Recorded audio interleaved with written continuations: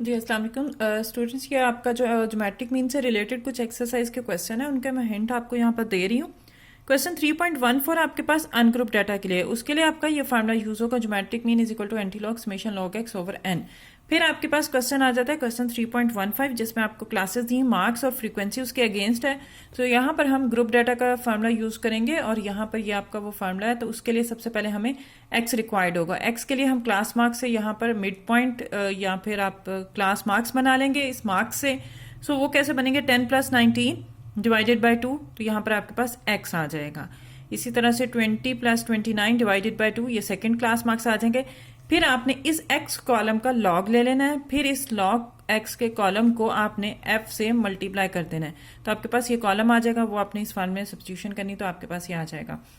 ठीक है, इसके बाद इसी तरह क्वेश्चन 3.16 है, वो भी इसी तरह सिमिलर है, वो आपका हो जाएगा।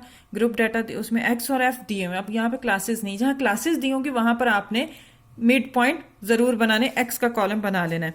फिर आपके पास क्वेश्चन आ जाता है 3.17, उसका बी पार्ट।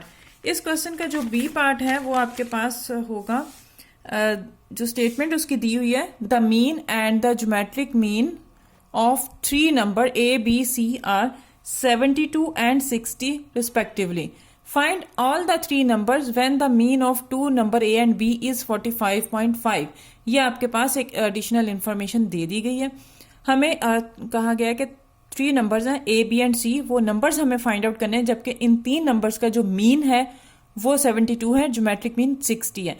तो इसका जो सोल्यूशन है वो आपका कुछ इस तरह से होगा। सोल्यूशन, जो गिवन इंफॉर्मेशन है पहले हम वो लिख लेते हैं। पहले गिवन ये है कि जो मीन है वो है 72 और 3 नंबर है।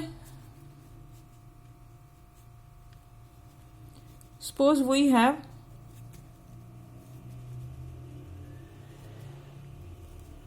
थ्री नंबर्स और वो आपके पास क्या है, A, B एंड C। जब A, B एंड C का आप मीन लेंगे तो वो आपके पास आ जाएगा A + B + C divided by 3। ये मीन का फार्मूला बनेगा 3 नंबर के लिए।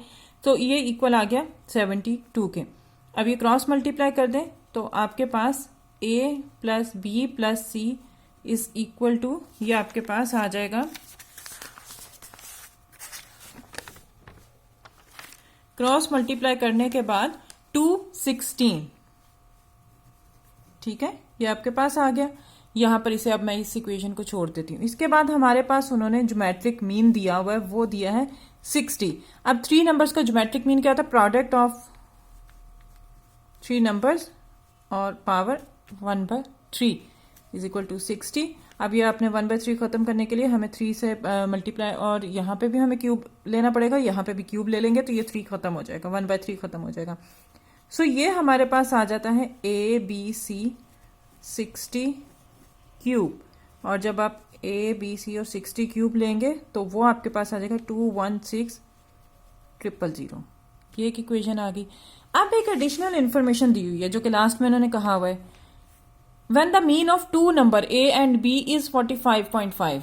अब ये कहा गया एक एडिशनल इंफॉर्मेशन, तो वो भी हम यूज कर लेते हैं। But mean A and B का मीन जो है वो हमारे पास 45.5 है।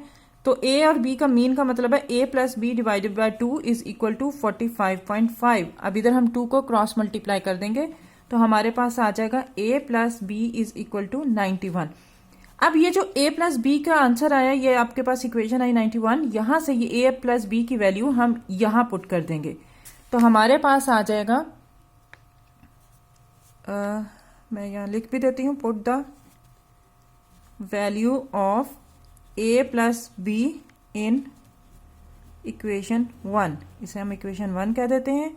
ये आपके पास इक्वेशन 2 और ये इक्वेशन 3 हो गई। अब आपने जब इसे पुट किया तो हमारे पास आ गया 91 + C इज इक्वल टू 216।